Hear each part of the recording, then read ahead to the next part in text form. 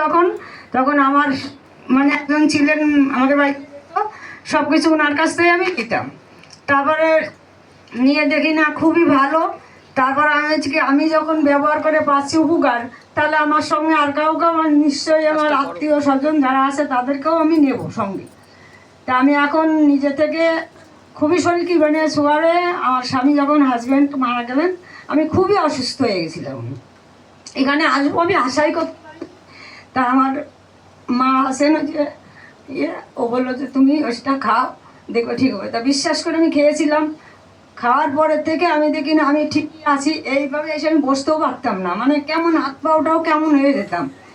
তাই এখন মোটামুটি সবার আশীর্বাদে আমি এখন ভালো আছি। আর মঙ্গল খাচ্ছি, ডাইবা জুস খাচ্ছি, প্রোটিন খাচ্ছি।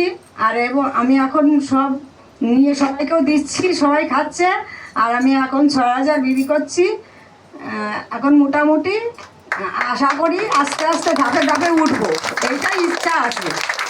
মানে পিছবো না, সামনেই এগোবো।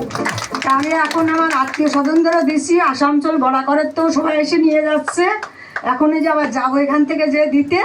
তা আপনি আশা করি যারা আপনারা এখানে নতুন এসছেন তারা আপাতত ঘরের জন্য নিয়ে ব্যবহার করুন, দেখুন কতটা উপকার আছে এতে। তারপরে আপনি লোককেও দিতে পারবেন, নিজে না খেয়ে তো লোককে খাওয়ানো যাবে না।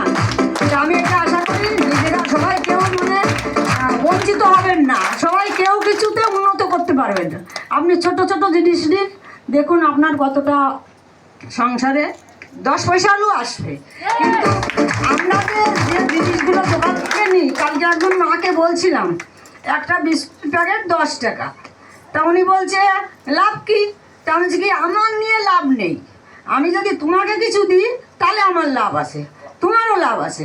তা ওই মেয়েটাও জয়েন্ট হবে বৃহস্পতিবারে। তবে ঠিক আছে, এভাবেই আমরা আশা করি এগোতে চাই বা এগোচ্ছি। আমি এখন 4 মাস হলো 6000 বিক্রি করছি, ফ্রি প্রোডাক্টও পেয়েছি, আশা করি আরও পাবো। বেশি আশীর্বাদ করবেন, যেন ভালো থাকে।